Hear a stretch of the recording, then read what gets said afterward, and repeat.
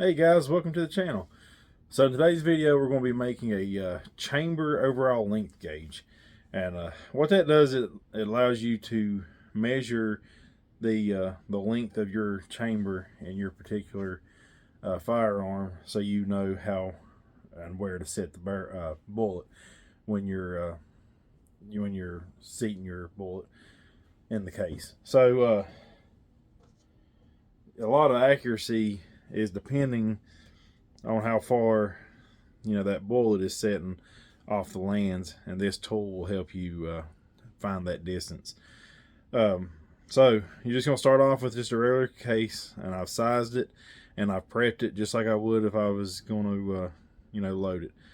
And so what we're going to do is we're going to cut a slit in the side of the neck so that this bullet it'll seat, but it will still be able to move, and it'll stay, it's going to be tight enough for tension to where it'll stay where it needs to stay, but it'll be loose enough to where it can actually move without jamming up.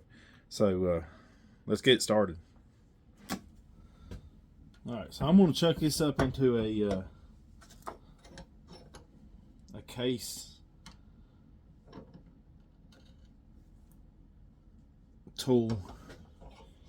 This is actually a trim tool that holds it by the rim, and that's just so I don't dent the case in the vise. So we just want to hold it there nice and tight. I don't want to dent my case up. All right.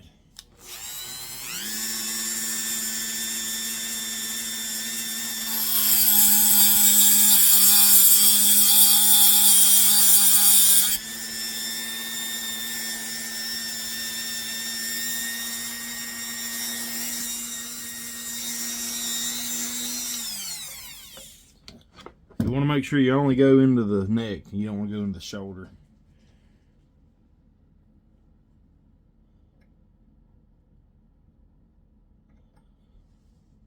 Alright, so now I'm going to use a small round file and try to clean the inside of this neck out a little bit.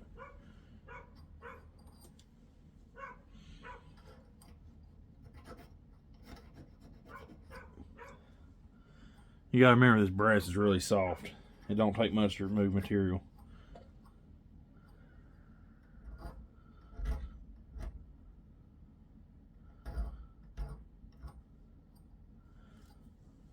Alright, let's try it out and see if the bullet will seat.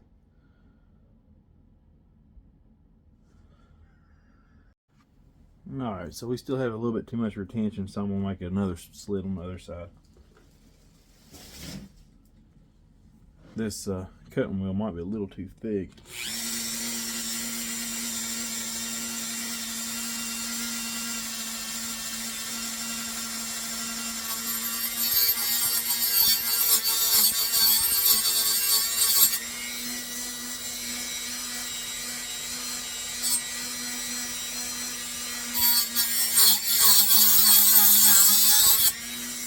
Alright, so you can see, got a nice clean slit on there, and that bullet is going in, and it holds it pretty tight. It ain't coming back out.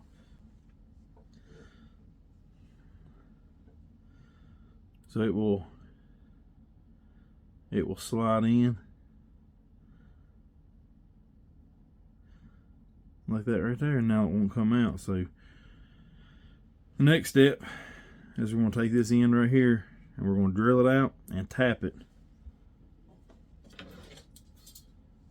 for a piece of thread rod, and we'll screw this onto there, and this goes into the chamber, and you thread that to push the bullet out, and then you measure it for your overall length.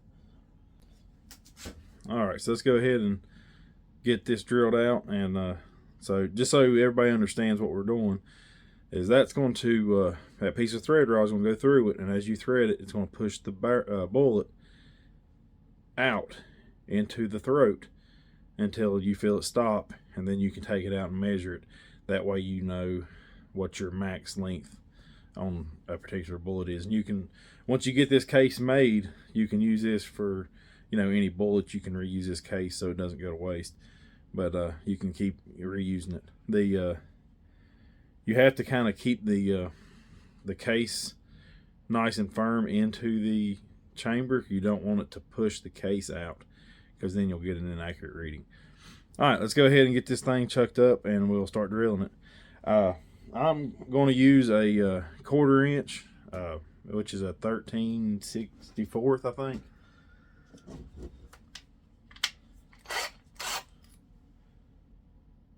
Yeah, 13/64 drill, and that's the only reason I'm using that size, because that's what fits in that pocket nice and tight. And I had taps laying around for that. So we got a drill rod here. Once we get this drilled and tapped, we will start kind of measuring our length for a drill rod. All right, so let's get this thing chucked back up and we'll drill it out. All right, so I'm gonna try to just hold this thing while I drill it, because I'm afraid if I chuck it up in the vise, it's gonna crush it. I need a some sort of holding fixture. Let's see if we can't just hold it.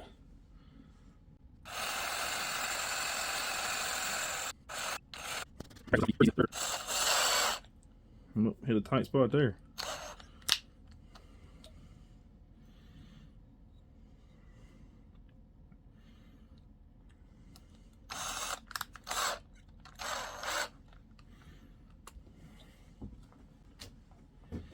See if we can hold it like this.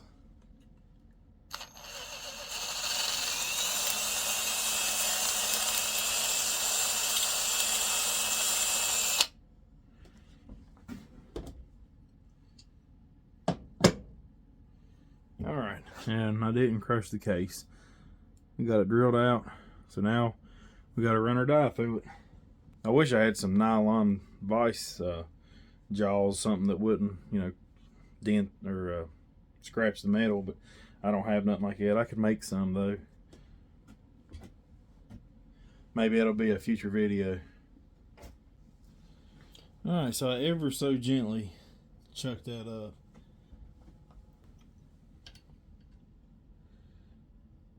Try to get this thing as straight as possible.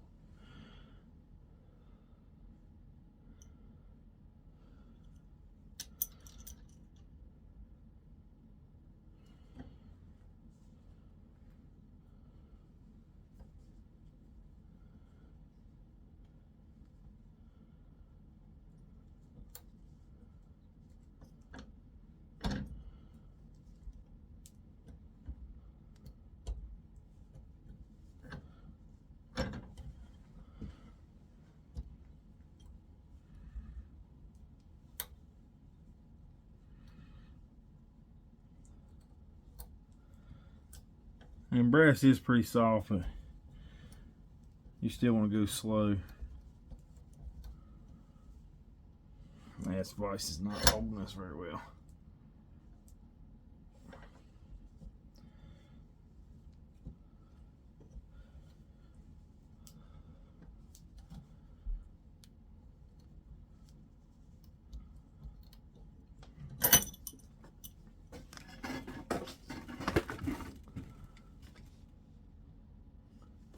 Try to get you set up where my hand ain't in the way.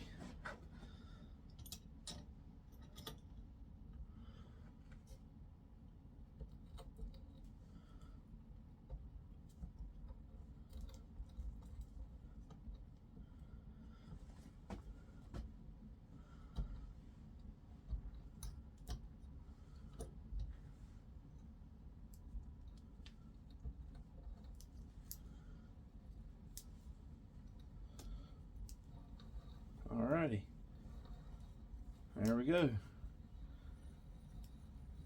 So that vise did scratch it a little bit. I'm gonna try to, I'll chuck that up in my drill and polish it out some so we don't have any interference inside the chamber. It don't look like it did anything. I need a better method of holding that while I'm tapping it.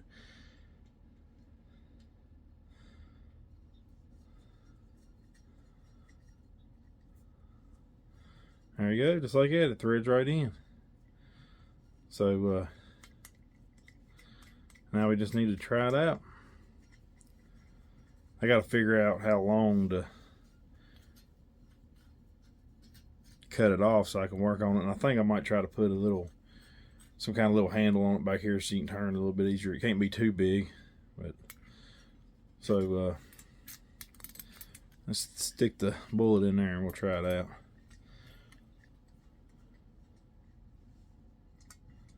I've made these before. It's been a long time, but I had one for my 30-06 made up.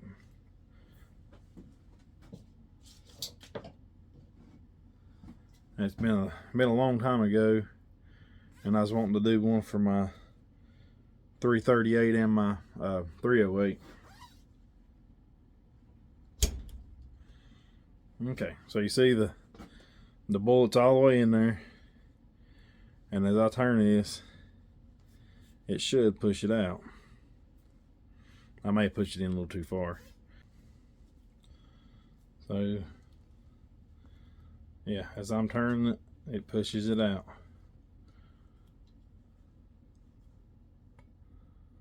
I don't know if you can see it pushing it out or not, but keep going with it.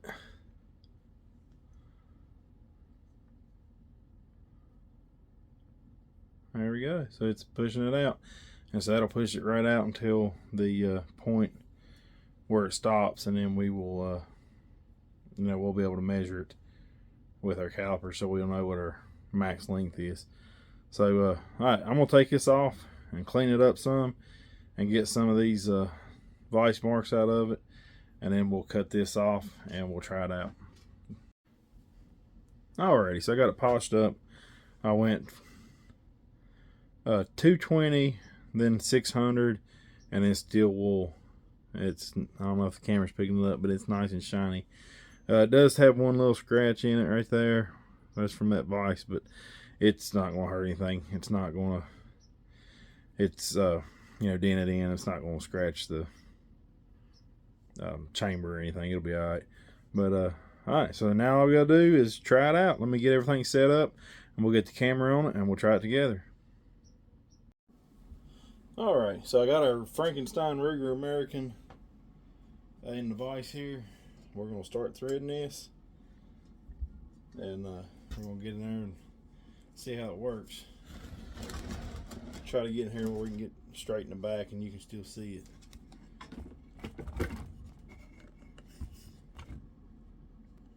You're not going to be able to see inside the chamber, but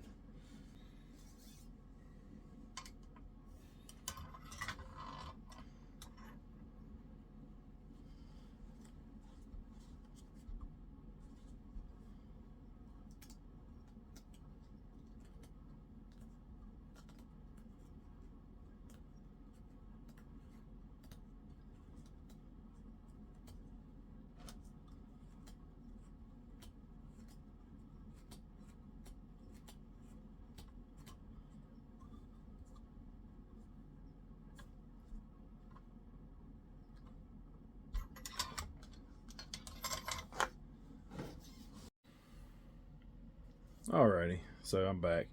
I did have to make a slight modification. I went ahead and put 2 more slits in it,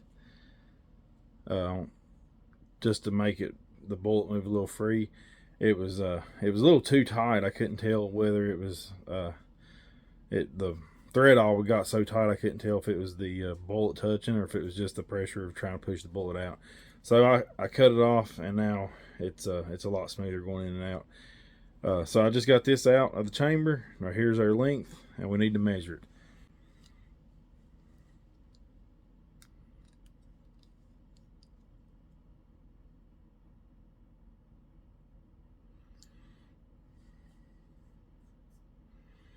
All right, so we got 2.86. We're gonna call it 6.7.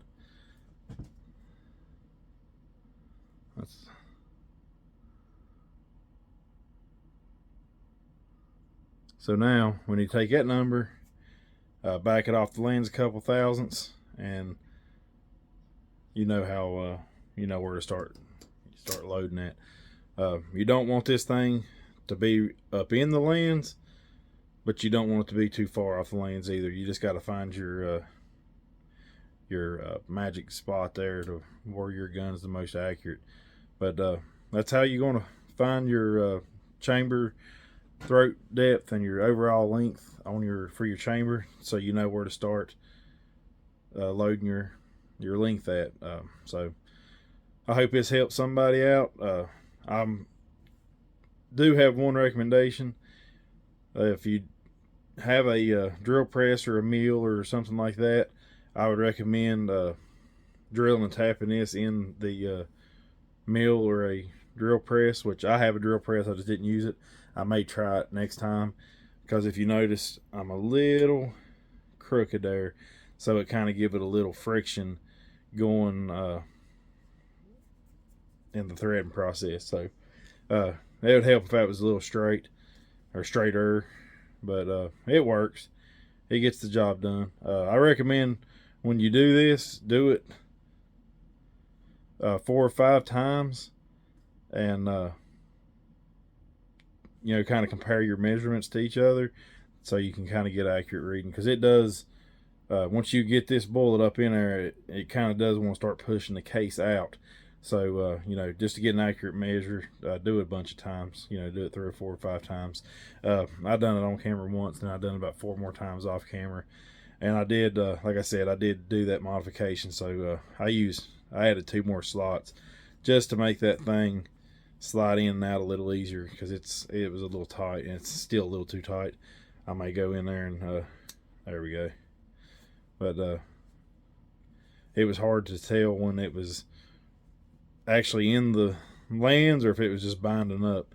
If you want to avoid all this work, and I think Hornady sells these, but they're kind of expensive, and so I just made one. Like I said, I've made these before, but it's been a long time. I remembered how to do it, and I figured I'd make one. You can really tell right there just how straight my hole is. So I may scrap this one and try it again in the drill press, just to just to verify that it is, like, I'm getting a good reading, because that is a little off. Yeah, a lathe would be even better. You chuck that up in a lathe and drill and tap it through your tailstock. That would be ideal. That's something that I want to get eventually, hopefully in the next year. But I really want to get a lathe, so hopefully save up some money and get one soon.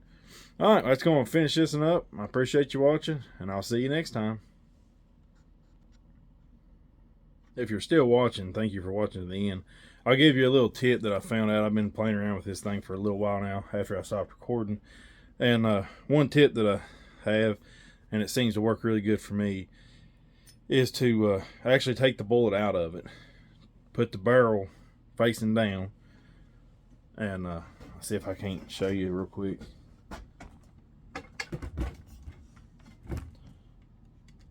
And just drop the barrel or the bullet down in the barrel, so it's out, it's touching the lens automatically, and then stick this thing in behind it and thread it on. It seems to give it a little bit more accuracy as far as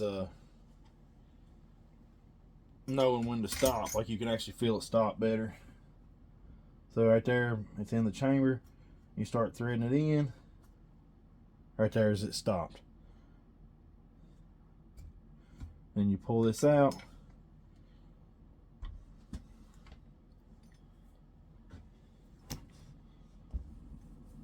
And then obviously I'm using 2 different bullets.